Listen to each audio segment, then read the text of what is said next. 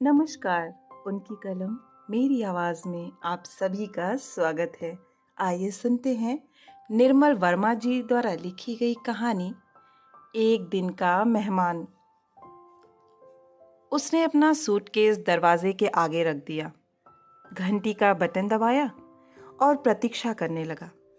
मकान चुप था, कोई हलचल नहीं। एक क्षण के लिए भ्रम हुआ कि घर में कोई नहीं है और वह खाली मकान के आगे खड़ा है। उसने रुमाल निकालकर पसीना पोंछा, अपना एयरबैग सूटकेस पर रख दिया, दोबारा बटन दबाया और दरवाजे से कान सटाकर सुनने लगा। बरामदे के पीछे कोई खुली खिड़की हवा में हिचकोले खा रही थी। वह पीछे हटकर ऊपर देखने लगा। वह 2 मंजिला मकान था। लेन के अन्य मकानों की तरह काली छत, अंग्रेजी वी की शक्ल में दोनों तरफ से ढलुआं और बीच में सफेद पत्थर की दीवार, जिसके माथे पर मकान का नंबर एक काली बिंदी सा टिमक रहा था। ऊपर की खिड़कियां बंद थीं और पर्दे गिरे थे। कहाँ जा सकते हैं इस वक्त? वह मकान के पिछवाड़े गया।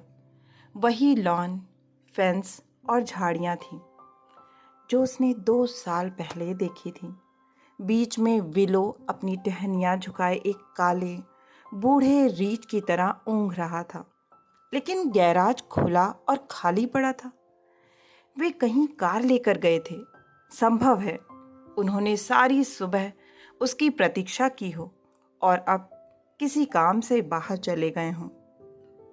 लेकिन दरवाजे पर उसके लिए एक चिट तो छोड़ ही सकते थे। वह दोबारा सामने के दरवाजे पर लौट आया। अगस्त की चिनचिनाती धूप उनकी आंखों पर पड़ रही थी।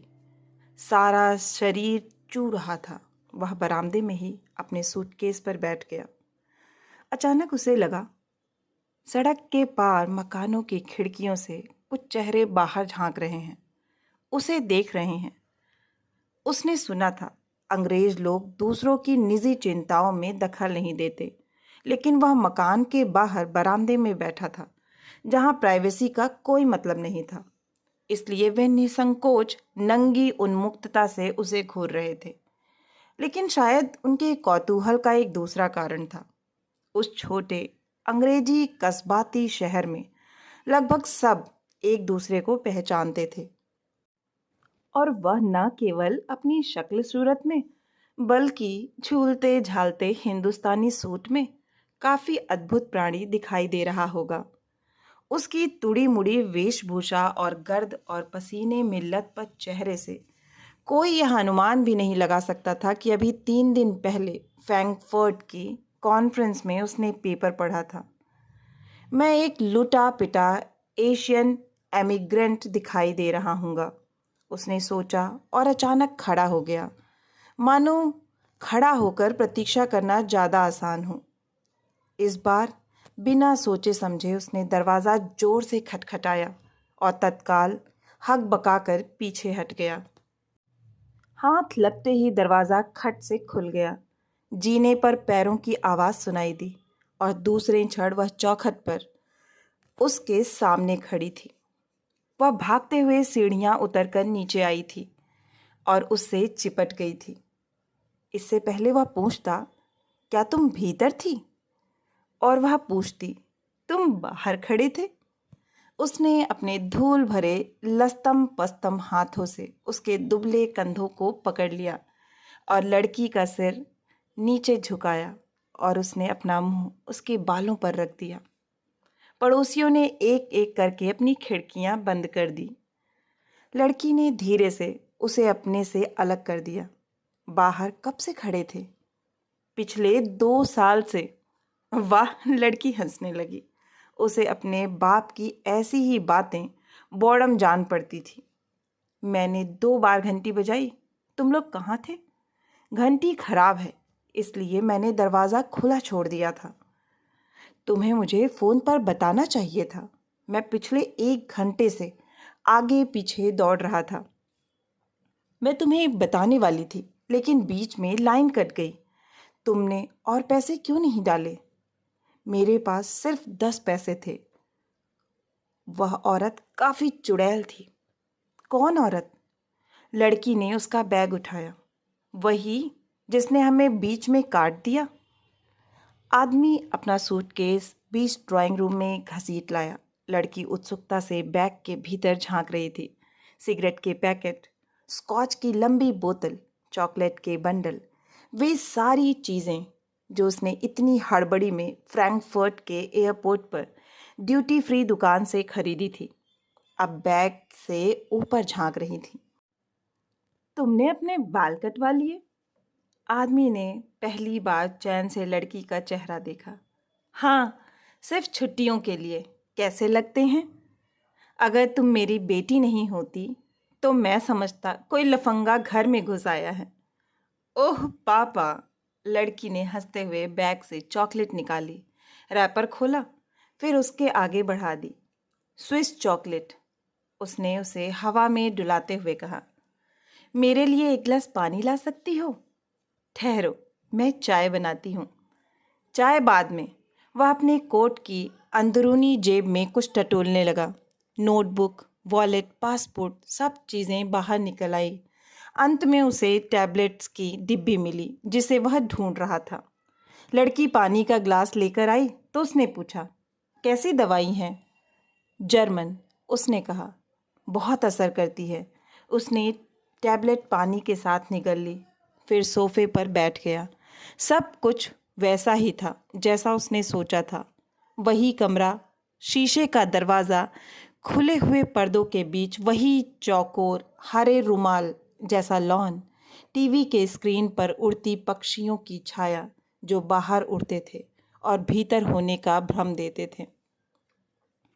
वह किचन की देहरी पर आया। गैस के चूल्हों के पीछे लड़की की पीठ दिखाई दे रही थी। कार्डराय की काली जीन्स और सफ़ेद कमीज जिसकी मुड़ी स्लीव्स बाहों की कोहनियों पर झूल रही थी। वह बहुत हल्की और छुई मुई सी दिखाई दे रही थी। मामा कहाँ हैं? उसने पूछा। शायद उसकी आवाज़ इतनी धीमी थी कि लड़की ने उसे नहीं सुना, किंतु उसे लगा जैसे लड़की की गर्दन कुछ ऊपर उठी थी। मामा क्या ऊपर हैं? उसने दोबारा कहा और लड़की वैसे ही निश्चल खड़ी रही। और तब उसे लगा उसने पहली बार भी उसके प्रश्न को सुन लिया था। क्या वह बाहर गई हैं? उसने पूछा। लड़की ने बहुत धीरे, धुंधले ढंग से सिर हिलाया, जिसका मतलब कुछ भी हो सकता था। तुम पापा कुछ मेरी मदद करोगे? वह लपक कर किचन में चला आया। बताओ क्या काम है? तुम चाय की केतली लेकर भीतर जाओ, मैं अभी आती हूँ। बस, उसने निराश स्वर में कहा। अच्छा, प्याले और प्लेटें भी लेते जाओ। वह सब चीज़ें लेकर भीतर कमरे में चला गया। वह दोबारा किचन में जाना चाहता था, लेकिन लड़की के डर से वह वहीं सोफे पर बैठा रहा। किचन से कुछ तलने की खुशबू आ रही थी। लड़की उसके लिए कुछ बना रही थी और वह उसकी कोई भी मदद नहीं कर पा रहा था। एक बार इच्छा हुई किचन में जाकर उसे मना कराए कि वह कुछ नहीं खाएगा, किंतु दूसरे क्षण भूख ने उसे पकड़ लिया। सुबह से उसने कुछ नहीं खाया था। ह्यूस्टन स्टेशन के कैफेटेरिया में इतनी लंबी क्यू लगी थी कि वह टिकट लेकर सीधा ट्रेन में घुस गया था।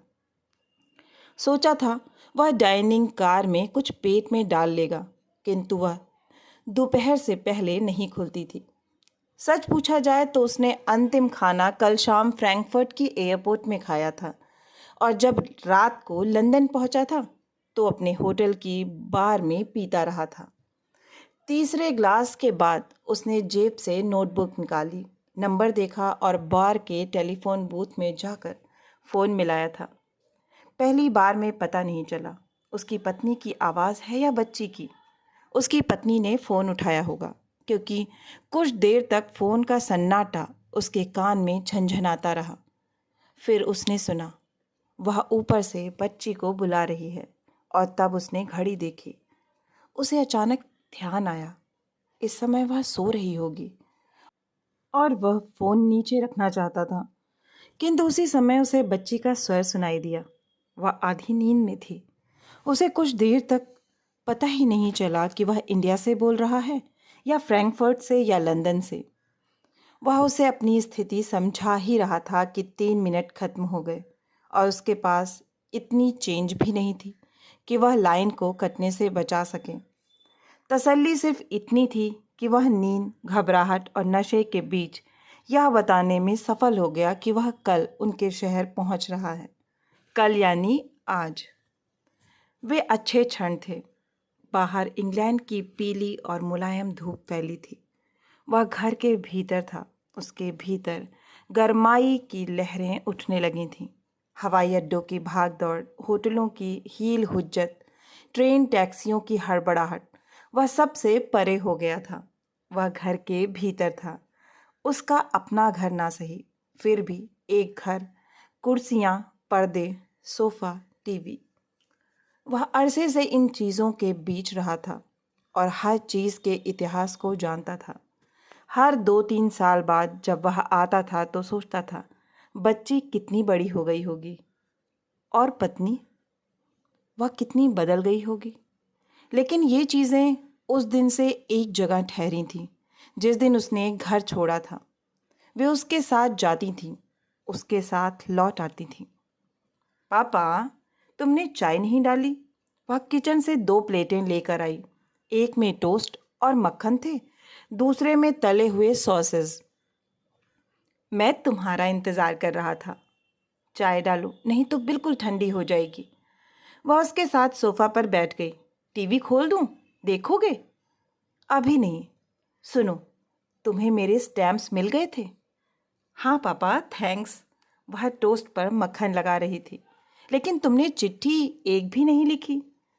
मैंने एक लिखी थी, लेकिन जब तुम्हारा टेलीग्राम आया तो मैंने सोचा अब तुम आ रहे हो तो चिट्ठी भेजने की क्या ज़रूरत। तुम सचमुच गागा हो। लड़की ने उसकी ओर देखा और हंसने लगी। यह उसका चिढ़ाऊ नाम था जो बाप ने बरसों पहले उसे दिया था, जब वह उसके साथ घर में रहता था। वह बहुत छोटी थी और उसने हिंदुस्तान का नाम भी नहीं सुना था।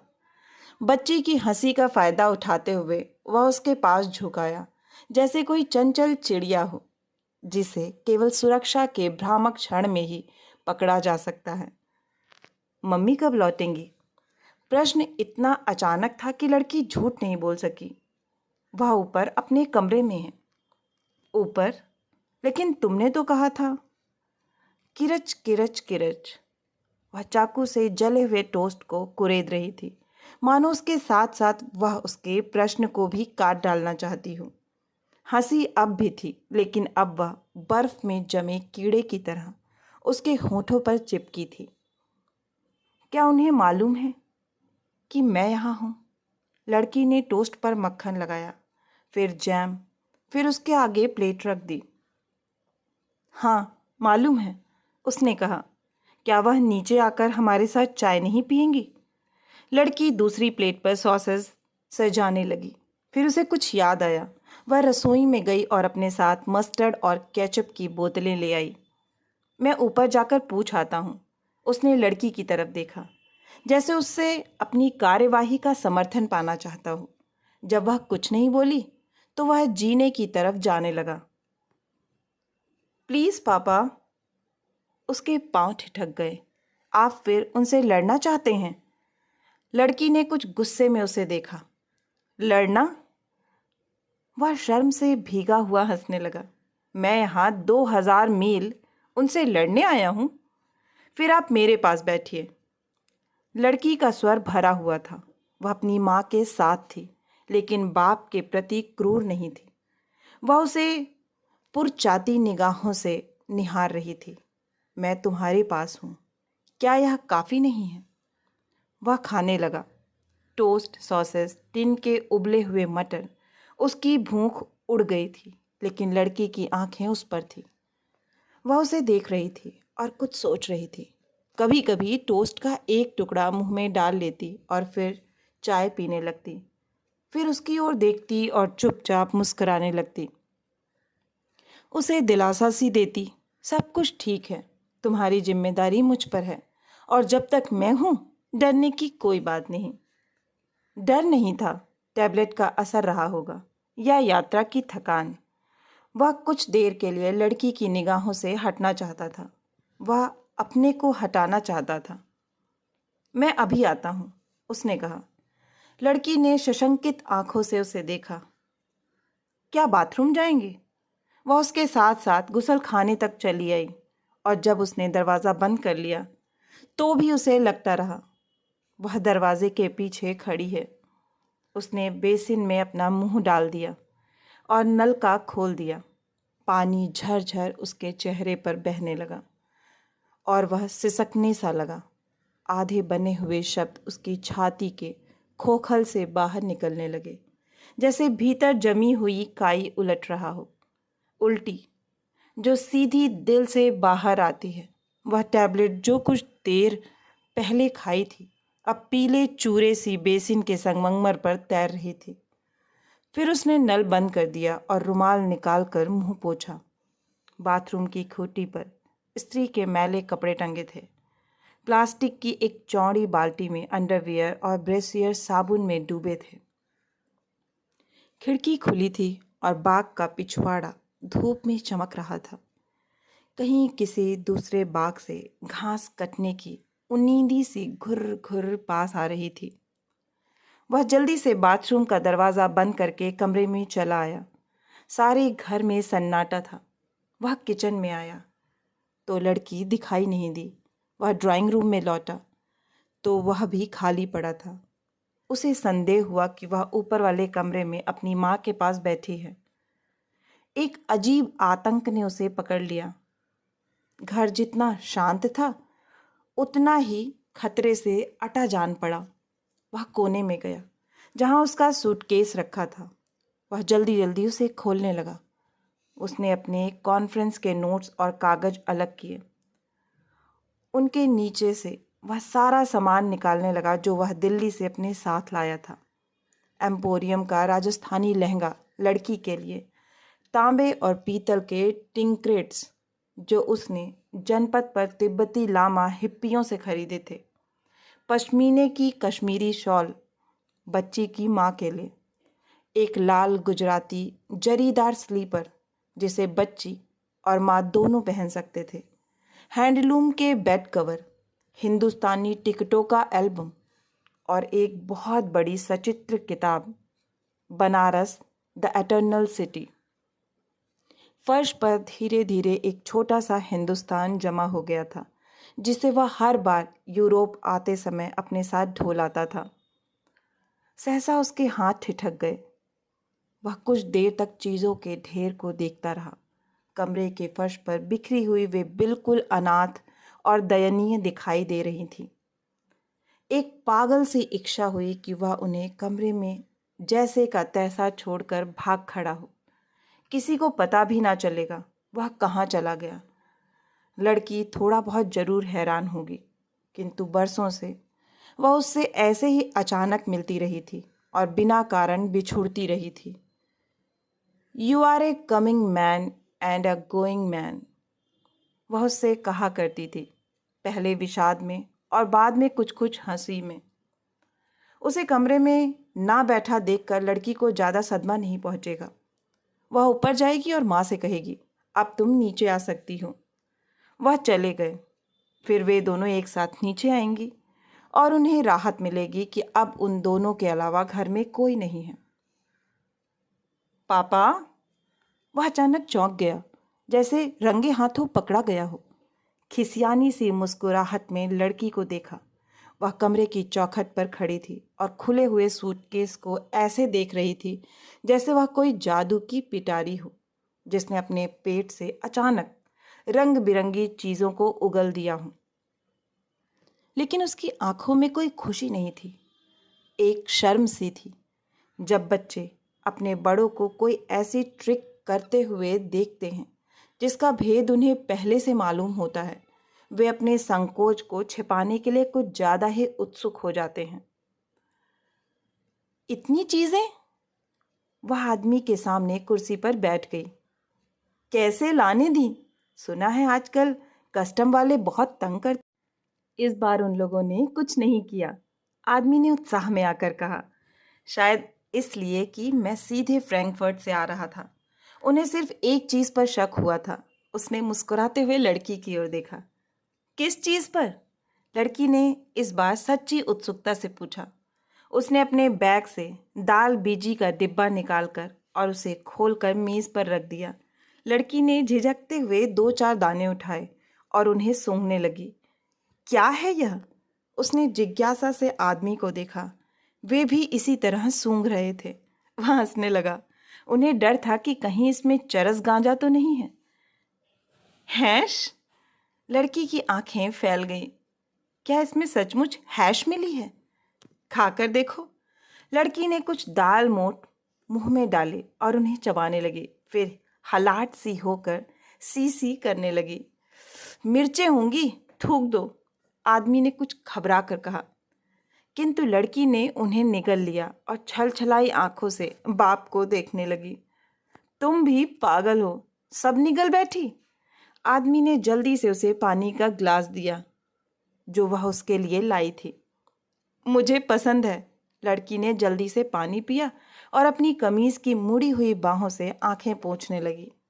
फिर मुस्कुराते हुए आदमी की ओर देखा। I love it. वह कई बातें सिर्फ आदमी का मन रखने के लिए करती थी। उनके बीच बहुत कम मोहलत रहती थी और वह उसके निकट पहुंचने के लिए ऐसे शॉर्टकट लेती थी जिससे दूसरे बच्चे महीनों में पार करते हैं। क्या उन्होंने भी इसे चक्कर देखा था? लड़की ने पूछा। नहीं, उनमें इतनी हिम्मत कहाँ थी। उन्होंने सिर्फ मेरा सूटकेस खोला, मेरे कागजों को उल्टा पलटा और जब उन्हें पता चला कि मैं कॉन्फ्रेंस से आ रहा हूँ तो उन्होंने कहा, मिस्टर यू मे गो। क्या कहा उन्होंने? लड़की हंस रही थी। उन्होंने कहा, mister you may go like an Indian crow. आदमी ने भेद भरी निगाहों से उसे देखा। क्या है यह? लड़की हंसती रही। जब वह बहुत छोटी थी और आदमी के साथ पार्क में घूमने जाती थी तो वे यह सिर फिरा खेल खेलते थे। वह पेड़ की ओर देखकर पूछता था, oh dear, is there anything to see? और लड़की चारों तरफ देखकर कहती थी, yes dear, there is a crow over the tree. आदमी विस्मय से उसकी ओर देखता, क्या है यह? और वह विजयोल्लास में कहती, पोयम। अब पोयम? बढ़ती हुई उम्र में छूटते हुए बचपन की छाया सरक आई। पार्क की हवा, पेड़, हंसी। वह बाप की उंगली पकड़कर सहसा एक ऐसी जगह आ गई जिसे वह मुद्दत पहले छोड़ चुकी थी, जो कभी कभार रात को सोते हुए सपनों में दिखाई दे जाती थी। मैं तुम्हारे लिए कुछ इंडियन सिक्के लाया था। तुमने पिछली बार कहा था ना। दिखाओ कहाँ हैं? लड़की ने कुछ जरूरत से ज्यादा ही ललकते हुए पूछा। आदमी ने सलमे सितारों से जड़ी एक लाल थैली उठाई जिसे हिप्पी लोग अपने पासपोर्ट के लिए खरीदते थे। लड़की ने उसे उसके हाथ से छीन लिया और हवा में झुलाने लगी। भीतर रखी चवन्नियाँ ठन्नियाँ चहचहाने लगीं। फिर उसने थैली का मुंह खोला और सारे पैसों को मेज पर बिखेर दिया। हिंदुस्तान में क्या सब लोगों के पास ऐसे ही सिक्के होते हैं? वह हंसने लगा। और क्या सबके लिए अलग अलग बनेंगे? उसने कहा। लेकिन गरीब लोग? उसने आदमी को देखा। मैंने एक रात टीवी में उन्हें देखा था। वह सिक्कों को भूल गई और कुछ असमंजस में फर्श पर बिखरी चीजों को देखने लगी। तब पहली बार आदमी को लगा वह लड़की जो उसके सामने बैठी है कोई दूसरी है। पहचान का फ्रेम वही है जो उसने 2 साल पहले देखा था, लेकिन बीच की तस्वीर बदल गई है। किंतु वह बदली नहीं थी, वह सिर्फ कहीं और चली गई थी। वे माँ बाप जो अपने बच्चों के साथ हमेशा नहीं रहते, उन गोपनीय मंजिलों के बारे में कुछ नहीं जानते जो उनके अभाव की नींव पर ऊपर ही ऊपर बनती रहती है। लड़की अपने बचपन की बेसमेंट में जाकर ही पिता से मिल पाती थी, लेकिन कभी कभी उसे छोड़कर दूसरे कमरों में चली जाती थी जिसके बारे में आदमी को कुछ भी मालूम नहीं था। पापा, लड़की ने उसकी ओर देखा, क्या मैं इन चीज़ों को समेट कर रख दूं? क्यों, इतनी जल्दी क्या है? नहीं, जल्दी नहीं, लेकिन मामा आकर देखेंगी तो। उसके स्वर में हल्की सी घबराहट थी, जैसे वह हवा में किसी अदृश्य खतरे को सूंघ रही हो। आएंगी तो क्या? आदमी ने कुछ विस्मय से लड़की की ओर देखा। पापा, धीरे बोलो। लड़की ने ऊपर कमरे की तरफ देखा। ऊपर सन्नाटा था, जैसे घर की एक देह हो, दो में बटी हुई, जिसका एक हिस्सा सुन्न और निस्पंद पड़ा हो। दूसरे में वे दोनों बैठे थे, और तब उसे भ्रम हुआ कि लड़की कोई कठपुतली का नाटक कर रही है, ऊपर के धागे से बंधी हुई। जैसे वह खींचता है वैसे वह हिलती है, लेकिन वह ना धागे को देख सकता है, ना उसे जो उसे हिलाता है। वह उठ खड़ा हुआ। लड़की ने आतंकित होकर उसे देखा। आप कहाँ जा रहे हैं? वह नीचे नहीं आएंगी? उसने पूछा। उन्हें मालूम है आप यहाँ हैं, लड़की ने कुछ खींच कर कहा। इसलिए वह नहीं आना चाहती। नहीं, लड़की ने कहा, इसलिए वह कभी भी आ सकती हैं। कैसे पागल हैं, इतनी छोटी सी बात नहीं समझ सकते। आप बैठिए, मैं अभी इन सब चीज़ों को समेट लेती हूँ। वह फर्श पर उकड़ू बैठ गई। बड़ी सफाई से हर चीज़ को उठाकर कोने में रखने लगी। मखमल की जूती, पश्मीने की शॉल, गुजरात एम्पोरियम का बेड कवर। उसकी पीठ पिता की ओर थी, किंतु वह उसके हाथ देख सकता था, पतले और सांवले, बिल्कुल अपनी माँ की तरह, वैसे ही निसंग और ठंडे, जो उसकी लाई चीज़ों को आत्मीयता से पकड़ते नहीं थे, सिर्फ अनमने भाव से अलग ठेल देते थे। वे एक ऐसी बच्ची के हाथ थे जिसने सिर्फ माँ के सीमित और सुरक्षित स्नेह को छूना सीखा था, मर्द के उत्सुक और पीड़ित उन्माद को नहीं। अचानक लड़की के हाथ ठिठक गए। उसे लगा कोई दरवाजे की घंटी बजा रहा है, लेकिन दूसरे ही क्षण फोन का ध्यान आया, जो जीने के नीचे कोटर में था और जंजीर से बंधे पिल्ले की तरह जोर जोर से चीख रहा था। लड़की ने चीज़ें वैसे ही छोड़ दी और लपकते हुए सीढ़ियों के पास गई। फोन उठाया। एक क्षण तक कुछ सुनाई नहीं दिया। फिर वह चिल्लाई, मम्मा, आपका फोन। बच्ची बैनिस्टर के सहारे खड़ी थी, हाथ में फोन झुलाती हुई। ऊपर का दरवाज़ा खुला और जीना हिलने लगा। कोई नीचे आ रहा था। फिर एक सिर लड़की के चेहरे पर झुका, गुथा हुआ जूड़ा और फोन के बीच एक पूरा चेहरा उभर आया। किसका है?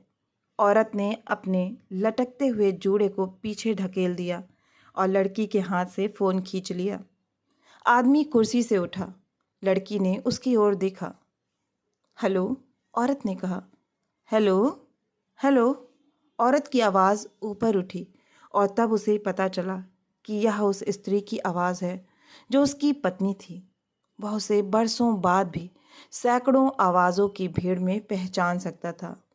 ऊंची पिच पर हल्के से कांपती हुई, हमेशा से सख्त, आहत, परेशान, उसकी देह की एकमात्र चीज़ जो देह से परे आदमी की आत्मा पर खून की खरोंच खींच जाती थी। वह जैसे उठा था वैसे ही बैठ गया। लड़की मुस्कुरा रही थी। वह हैंगर के आईने से आदमी का चेहरा देख रही थी और वह चेहरा कुछ वैसा ही बेडौल दिखाई दे रहा था जैसे उम्र के आईने से औरत की आवाज़। उल्टा, टेढ़ा, पहेली सा रहस्यमय। वे तीनों व्यक्ति अनजाने में चार में बंट गए थे। लड़की, उसकी माँ, वह और उसकी पत्नी। घर जब गृहस्थी में बदलता है तो अपने आप फैलता जाता है। तुम जेनी से बात करोगी? औरत ने लड़की से कहा, और बच्ची जैसे इसी क्षण की प्रतीक्षा कर रही थी। वह उछलकर ऊपरी सीढ़ी पर आई और माँ से टेलीफोन ले लिया। Hello jenny, it is me. वह 2 सीढ़ियाँ नीचे उतरी। अब आदमी उसे पूरा का पूरा देख सकता था। बैठो। आदमी कुर्सी से उठ खड़ा हुआ। उसके स्वर में एक बेबस सा अनुनय था, मानो उसे डर हो कि कहीं उसे देखकर वह उल्टे पांव न लौट जाए। वह एक क्षण अनिश्चय में खड़ी रही। वह वापस मुड़ना निरर्थक था, लेकिन इस तरह उसके सामने खड़े रहने का भी कोई तुक नहीं था। वह स्टूल खींचकर टीवी के आगे बैठ गई। कब आए? उसका स्वर इतना धीमा था कि आदमी को लगा टेलीफोन पर कोई दूसरी औरत बोल रही थी।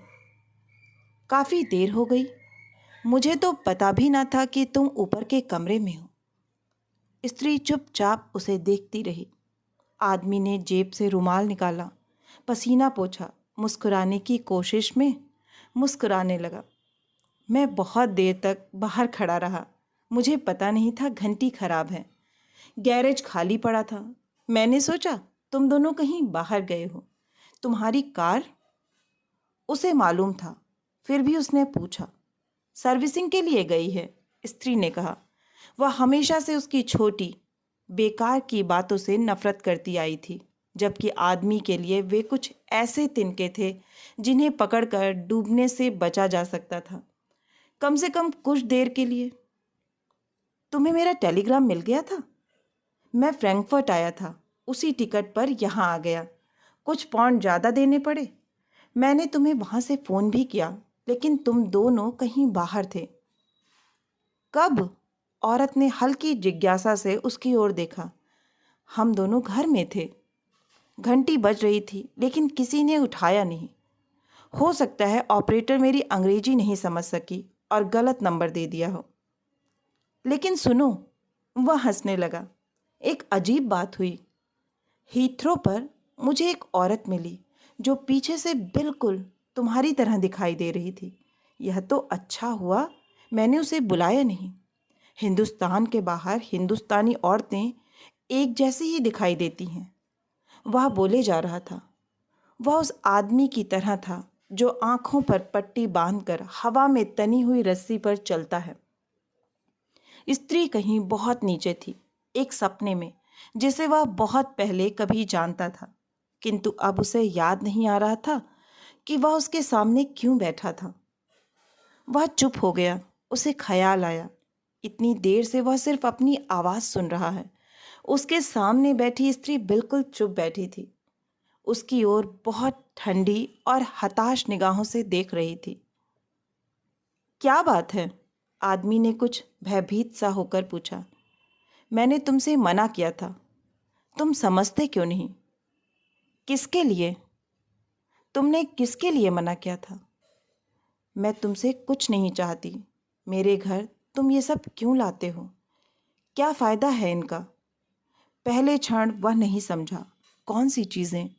फिर उसकी निगाहें फर्श पर गईं। शांति निकेतन का पर्स, डाक टिकटों का एल्बम, दाल बीजी का डिब्बा। वे अब बिल्कुल लुटी पिटी दिखाई दे रही थी। जैसे वह कुर्सी पर बैठा हुआ था, वैसी वे फर्श पर बिखरी हुई। कौन सी ज़्यादा हैं? उसने खिसियाते हुए कहा। इन्हें ना लाता तो आधा सूटकेस खाली पड़ा रहता। लेकिन मैं तुमसे कुछ नहीं चाहती। तुम क्या इतनी सी बात नहीं समझ सकते? स्त्री की आवाज़ कांपती हुई ऊपर उठी, जिसके पीछे ना जाने कितनी लड़ाइयों की पीड़ा, कितने नरकों का पानी भरा था, जो बांध टूटते ही उसके पास आने लगा। एक एक इंच आगे बढ़ता हुआ उसने जेब से रुमाल निकाला और अपने लथपथ चेहरे को पोंछने लगा। क्या तुम्हें इतनी देर के लिए आना भी बुरा लगता है? हाँ। उसका चेहरा तन गया। फिर अजीब हताशा में वह ढीली पड़ गई। मैं तुम्हें देखना नहीं चाहती, बस। क्या यह इतना आसान है? वह जिद्दी लड़के की तरह उसे देखने लगा, जो सवाल समझ लेने के बाद भी बहाना करता है कि उसे कुछ समझ में नहीं आया। वुकू, उसने धीरे से कहा। प्लीज़ मुझे माफ़ करो, औरत ने कहा। तुम चाहती क्या हो? Leave me alone. इससे ज़्यादा मैं कुछ और नहीं चाहती। मैं बच्ची से भी मिलने नहीं आ सकता। इस घर में नहीं। तुम उससे कहीं बाहर में मिल सकते हो। बाहर? आदमी ने हकबका कर सिर उठाया। बाहर कहाँ? उस क्षण वह भूल गया कि बाहर सारी दुनिया फैली है। पार्क, सड़कें, होटल के कमरे, उसका अपना संसार। बच्ची कहाँ कहाँ उसके साथ घिसटेगी। वह फ़ोन पर हंस रही थी, कुछ कह रही थी। नहीं नहीं, आज मैं नहीं आ सकती। डैडी घर में हैं, अभी अभी आ रहे हैं। नहीं, मुझे मालूम नहीं। मैंने पूछा नहीं। क्या नहीं मालूम? शायद उसकी सहेली ने पूछा था, वह कितने दिन रहेगा। सामने बैठी स्त्री भी शायद यह जानना चाहती थी, कितना समय, कितनी घड़ियां, कितनी यातना अभी और उसके साथ भोगनी पड़ेंगी। शाम की आखिरी धूप भीतर आ रही थी। टीवी का स्क्रीन चमक रहा था, लेकिन वह खाली था और उसमें सिर्फ स्त्री की छाया बैठी थी।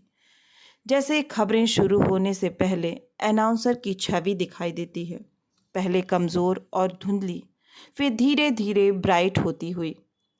वह सांस रोके प्रतीक्षा कर रहा था कि वह कुछ कहेगी। हालांकि उसे मालूम था कि पिछले वर्षों से सिर्फ एक न्यूज़ रील है जो हर बार मिलने पर एक पुरानी पीड़ा का टेप खोलने लगती है, जिसका संबंध किसी दूसरी जिंदगी से है। चीज़ें और आदमी कितनी अलग हैं। बरसों बाद भी घर, किताबें, कमरे वैसे ही रहते हैं जैसा तुम छोड़ गए थे। लेकिन लोग, वे उसी दिन से मरने लगते हैं जिस दिन से अलग हो जाते हैं। मरते नहीं, एक दूसरी जिंदगी जीने लगते हैं जो धीरे धीरे उस जिंदगी का गला घोंट देती है जो तुमने साथ गुजारी थी। मैं सिर्फ बच्ची से नहीं, वह हकलाने लगा, मैं तुमसे भी मिलने आया था। मुझसे? औरत के चेहरे पर हंसी, हिकारत, हैरानी एक साथ उमड़ आई। तुम्हारी झूठ की आदत अभी तक नहीं गई? तुमसे झूठ बोलकर अब मुझे क्या मिलेगा? मालूम नहीं तुम्हें क्या मिलेगा। मुझे जो मिला है उसे मैं भोग रही हूँ। उसने एक ठंडी निगाह से बाहर देखा। मुझे अगर तुम्हारे बारे में पहले से ही कुछ मालूम होता तो मैं कुछ कर सकती थी। क्या कर सकती थी? एक ठंडी सी झुरझुरी ने आदमी को पकड़ लिया। कुछ भी। मैं तुम्हारी तरह अकेली नहीं रह सकती, लेकिन अब इस उम्र में अब कोई मुझे देखता भी नहीं। वुकू, उसने हाथ पकड़ लिया। मेरा नाम मत लो, वह सब खत्म हो गया है। वो रो रही थी, बिल्कुल निसंग, जिसका गुजरे हुए आदमी और आने वाली उम्मीद दोनों से कोई सरोकार नहीं था। आंसू जो एक कारण से नहीं, पूरा पत्थर हट जाने से आते हैं। एक ढलुआ जिंदगी पर नाले की तरह बहते हुए औरत बार बार उन्हें अपने हाथ से झटक देती थी। बच्ची कब से फोन के पास चुप बैठी थी। वह जीने की सबसे निचली सीढ़ी पर बैठी थी और सूखी आंखों से रोती माँ को देख रही थी। उसके सब प्रयत्न निष्फल हो गए थे, किंतु उसके चेहरे पर निराशा नहीं थी। हर परिवार के अपने दुःस्वप्न होते हैं जो एक अनवरत पहिए में घूमते हैं। वह उसमें हाथ नहीं डालती थी। इतनी कम उम्र में वह इतना बड़ा सत्य जान गई थी कि मनुष्य के मन और बाहर की सृष्टि में एक अद्भुत समानता है। वे जब तक अपना चक्कर पूरा नहीं कर लेते, उन्हें बीच में रोकना बेमानी है। वह बिना आदमी को देखे माँ के पास गई, कुछ कहा जो उसके लिए नहीं था। औरत ने उसे अपने पास बैठा लिया, बिल्कुल अपने से सटाकर। काउच पर बैठी वे दोनों बहनों सी लग रही थीं। वे उसे भूल गई थीं। कुछ देर पहले जो ज्वार उठा था उसमें घर डूब गया था, लेकिन अब पानी वापस लौट गया था और अब आदमी वहाँ था जहाँ उसे होना चाहिए था, किनारे पर। उसे यह ईश्वर का वरदान जैसा जान पड़ा। वह दोनों के बीच बैठा है, अदृश्य। बरसों से उसकी यह साध रही थी कि वह माँ और बेटी के बीच अदृश्य बैठा रहे। सिर्फ ईश्वर ही अपनी दया में अदृश्य होता है, यह उसे मालूम था। किंतु जो आदमी गड्ढे की सबसे निचली सतह पर जीता है, उसे भी कोई नहीं देख सकता। माँ और बच्ची ने उसे अलग छोड़ दिया था। यह उसकी उपेक्षा नहीं थी। उसकी तरफ से मुंह मोड़कर उन्होंने उसे अपने पर छोड़ दिया था, ठीक वहीं जहां उसने बरसों पहले घर छोड़ा था। लड़की माँ को छोड़कर उसके पास आकर बैठ गई। हमारा बाग देखने चलोगे? उसने कहा। अभी? उसने कुछ विस्मय से लड़की को देखा। वह कुछ अधीर और उतावली सी दिखाई दे रही थी, जैसे वह उससे कुछ कहना चाहती हो जिसे कमरे के भीतर कहना असंभव हो। चलो, आदमी ने उठते हुए कहा, लेकिन पहले इन चीजों को ऊपर ले जाओ। हम इन्हें बाद में समेट लेंगे। बाद में कब? आदमी ने कुछ सशंकित होकर पूछा। आप चलिए तो, लड़की ने लगभग उसे घसीटते हुए कहा। इनसे कहो अपना सामान सूटकेस में रख लें। स्त्री की आवाज सुनाई दी।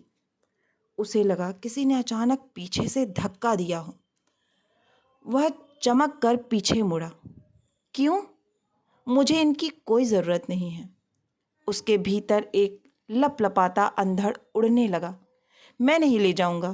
तुम चाहो तो इन्हें बाहर फेंक सकती हो। बाहर? स्त्री की आवाज़ थरथरा रही थी। मैं इनके साथ तुम्हें भी बाहर फेंक सकती हूँ।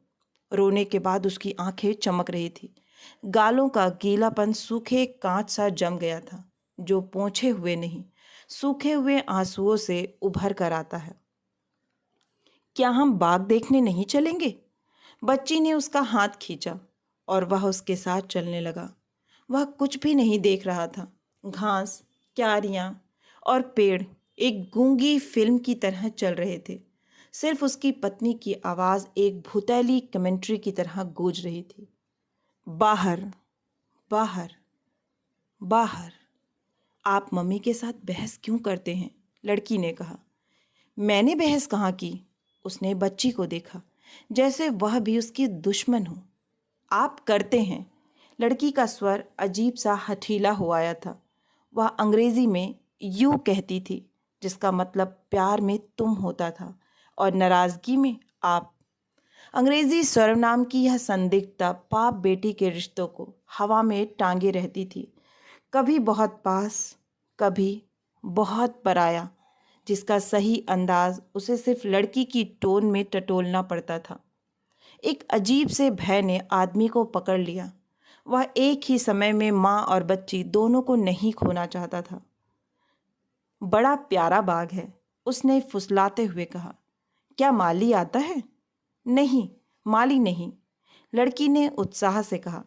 मैं शाम को पानी देती हूँ और छुट्टी के दिन मम्मी घास काटती हैं। इधर आओ, मैं तुम्हें एक चीज़ दिखाती हूँ। वह उसके पीछे पीछे चलने लगा। लॉन बहुत छोटा था, हरा पीला मखमली। पीछे गैराज था और दोनों तरफ झाड़ियों की फेंस लगी थी। बीच में एक घना बूढ़ा विलो खड़ा था। लड़की पेड़ के पीछे छिप सी गई। फिर उसकी आवाज़ सुनाई दी। कहाँ हो तुम? वह चुपचाप दबे पांव से पेड़ के पीछे चला आया और हैरान सा खड़ा रहा। विलो और फेंस के बीच काली लकड़ी का बाड़ा था, जिसके दरवाजे से एक खरगोश बाहर झांक रहा था। दूसरा खरगोश लड़की की गोद में था। वह उसे ऐसे सहला रही थी जैसे वह ऊन का गोला हो, जो कभी भी हाथ से छूटकर झाड़ियों में गुम हो जाएगा। ये हमने अभी पाले हैं। पहले दो थे, अब चार। बाकी कहाँ हैं? बाड़े के भीतर। वे अभी बहुत छोटे हैं। पहले उसका मन भी खरगोश को छूने के लिए हुआ, किंतु उसका हाथ अपने आप बच्ची के सिर पर चला गया और वह धीरे से उसके भूरे छोटे बालों से खेलने लगा। लड़की चुप खड़ी रही और खरगोश अपनी नाक सिकोड़ता हुआ उसकी ओर ताक रहा था। पापा, लड़की ने बिना सिर उठाए धीरे से कहा। क्या आपने डे रिटर्न का टिकट लिया है? नहीं। क्यों? ऐसे ही। यहाँ वापसी का टिकट बहुत सस्ता मिल जाता है। क्या उसने यही पूछने के लिए उसे यहाँ बुलाया था? उसने धीरे से अपना हाथ लड़की के सिर से हटा लिया। आप रात को कहाँ रहेंगे?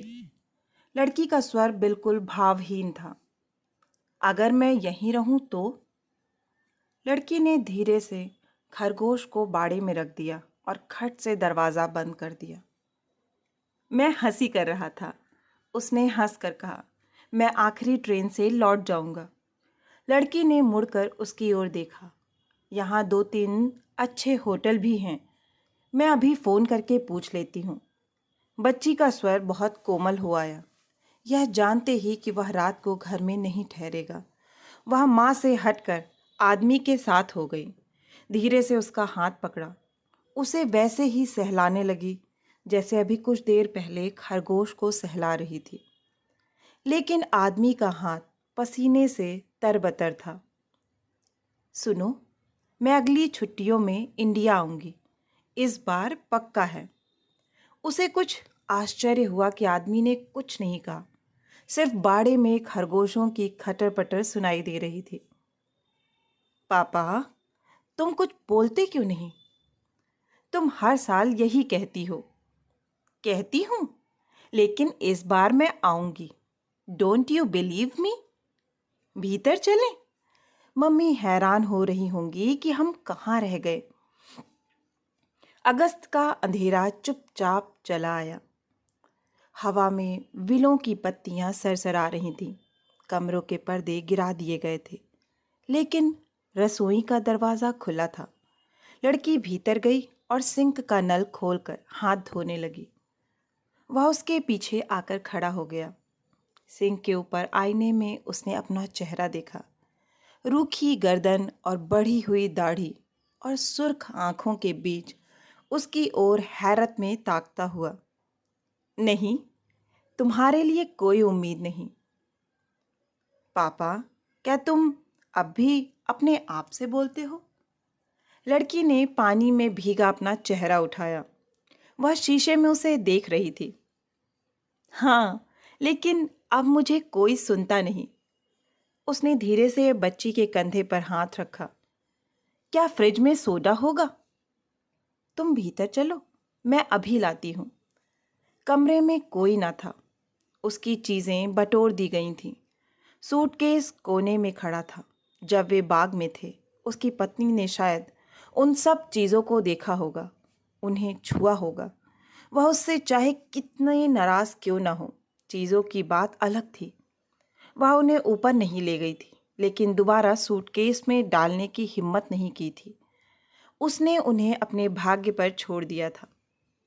कुछ देर बाद जब बच्ची सोडा और ग्लास लेकर आई, तो उसे सहसा पता नहीं चला कि वह कहाँ बैठा है। कमरे में अंधेरा था।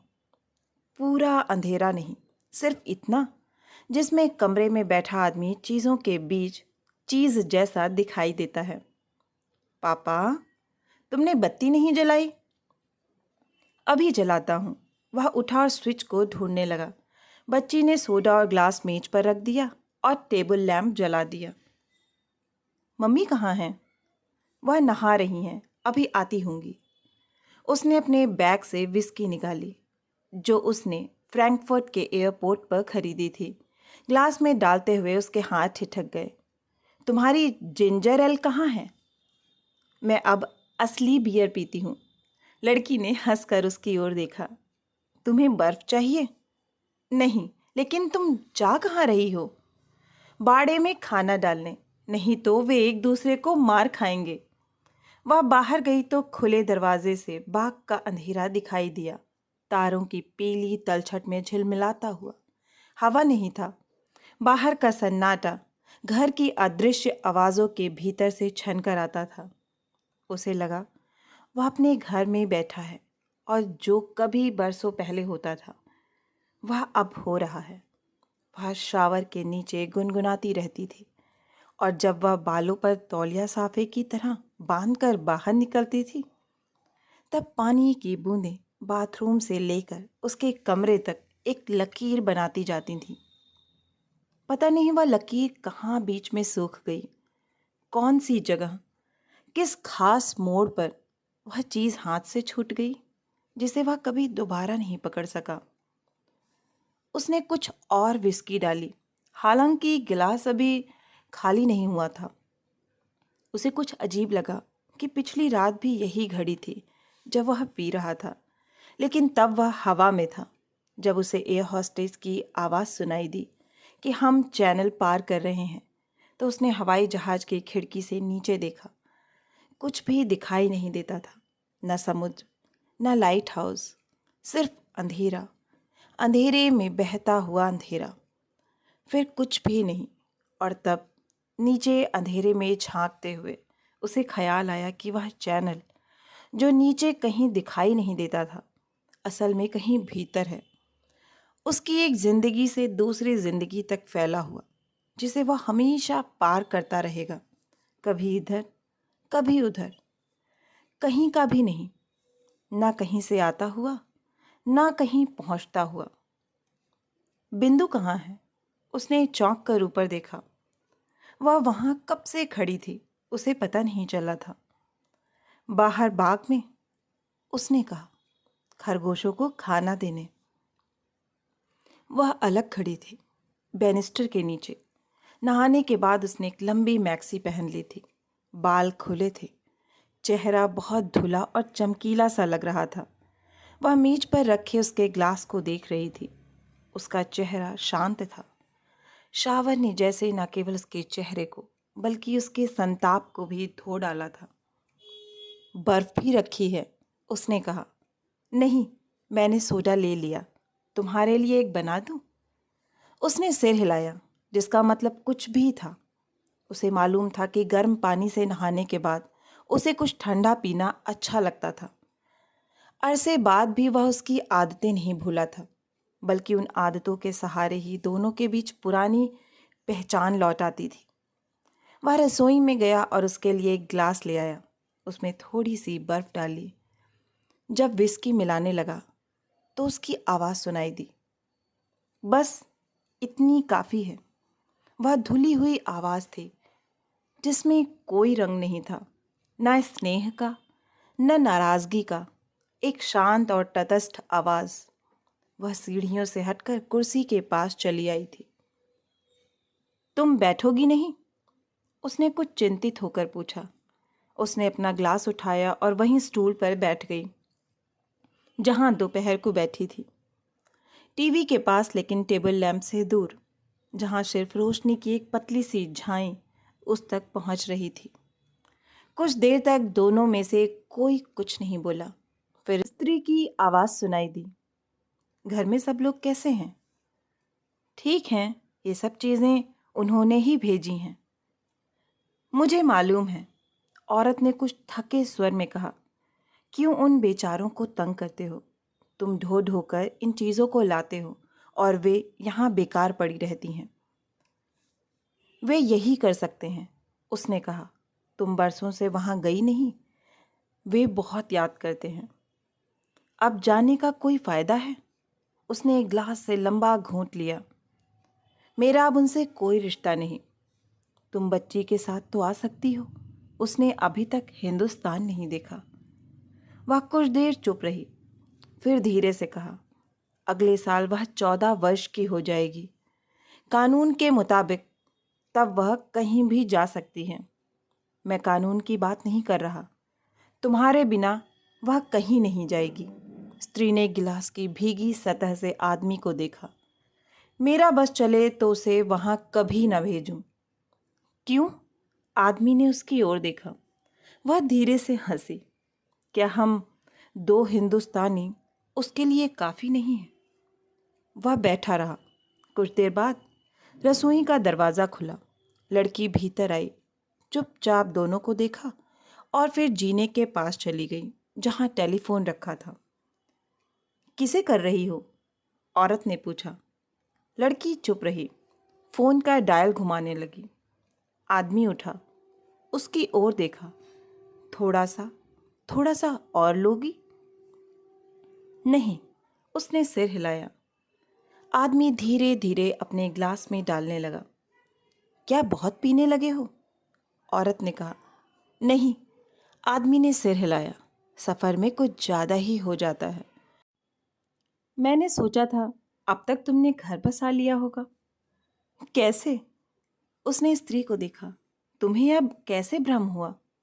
औरत कुछ देर तक नीरव आंखों से उसे देखती रही। क्यों? उस लड़की का क्या हुआ? वह तुम्हारे साथ नहीं रहती? स्त्री के स्वर में कोई उत्तेजना नहीं थी, ना क्लेश की कोई छाया थी, जैसे दो व्यक्ति मुद्दत बाद किसी ऐसी घटना की चर्चा कर रहे हों जिसने एक झटके से दोनों को अलग छोरों पर फेंक दिया था। मैं अकेला रहता हूँ, माँ के साथ, उसने कहा। औरत ने तनिक विस्मय से उसे देखा। क्या बात हुई? कुछ नहीं, मैं शायद साथ रहने के काबिल नहीं हूँ। उसका स्वर असाधारण रूप से धीमा हो आया, जैसे वह उसे अपनी किसी गुप्त बीमारी के बारे में बता रहा हो। तुम हैरान हो? लेकिन ऐसे लोग होते हैं। वह कुछ और कहना चाहता था, प्रेम के बारे में, वफादारी के बारे में, विश्वास और धोखे के बारे में। कोई बड़ा सत्य जो बहुत से झूठों से मिलकर बनता है, विस्की की धुंध में बिजली की तरह कौंधता है और दूसरे क्षण हमेशा के लिए अंधेरे में लोप हो जाता है। लड़की शायद इस क्षण की ही प्रतीक्षा कर रही थी। वह टेलीफोन से उठकर आदमी के पास आई। एक बार माँ को देखा। वह टेबल लैंप के पीछे अंधेरे के आधे कोने में छिप गई थी। और आदमी, वह ग्लास के पीछे सिर्फ एक डबडबाता सा धब्बा बनकर रह गया था। पापा, लड़की के हाथ में कागज का पुर्जा था। यह होटल का नाम है। टैक्सी तुम्हें सिर्फ 10 मिनट में ही पहुंचा देगी। उसने लड़की को अपने पास खींच लिया और कागज जेब में रख लिया।